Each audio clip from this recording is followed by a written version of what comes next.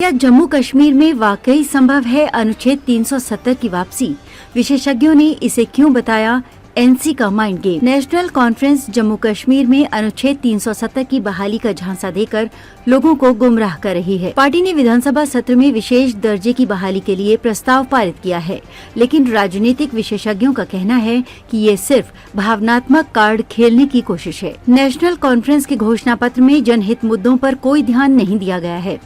विधानसभा सत्र में national conference विशेष दर्जे के नाम पर अनुच्छेद 370 की बहाली के लिए प्रस्ताव पारित करने की कश्मीर में झांसे वाली हवा चलाकर आम नागरिकों को गुमराह कर रही है। इंटरनेट मीडिया पर भी ये मुद्दा खूब प्रसारित हो रहा है। वहीं राजनीतिक विशेषज्ञों का कहना है कि नेशनल कॉन्फ्रेंस का भावनात्मक कार्ड मुद्दे से ध्यान हटाने का प्रयास है, जबकि नेशनल कॉन्फ्रेंस के घोषणा पत्र में जनहित मुद्दों पर किसी को परवाह नहीं है। बता दें कि नेशनल कॉन्फ्रेंस नेता और कार्यकर्ता जम्मू और कश्मीर में अनुच्छेद 370 फिर बहाल करने का झांसा देकर लोगों के सामने जश्न मनाकर, खुशी मनाकर ये एहसास करवा रहे हैं कि उन्होंने घोषणा पत्र में शामिल अपने वादे को पूरा किया है। राजनीतिक विशेषज्ञ रशीद परवीन ने कहा कि विशेष दर्जे की बहाली संबंधी प्रस्ताव में काफी झोलझाल है।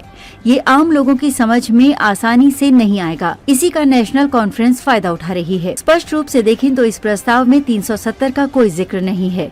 प्रस्ताव में विशेष दर्जा देने की बात पर जोर दिया है। विशेष दर्जे की बात करें तो ये देश के कई राज्यों को केंद्र सरकार ने दिया है।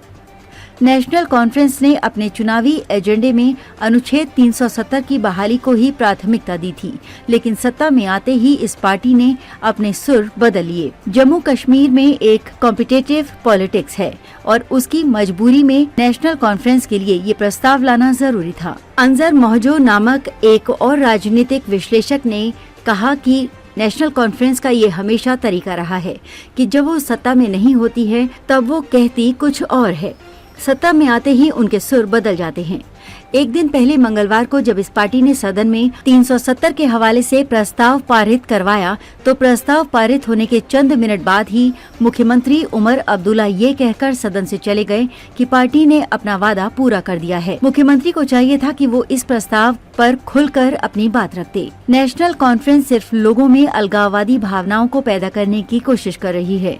आम लोगों ने कहा कि जम्मू कश्मीर का अलग संविधान और निशान अब इतिहास का हिस्सा हो चुका है। अनुच्छेद 370 निरस्त हो चुका है और सर्वोच्च न्यायालय भी इस पर मुहर लगा चुका है।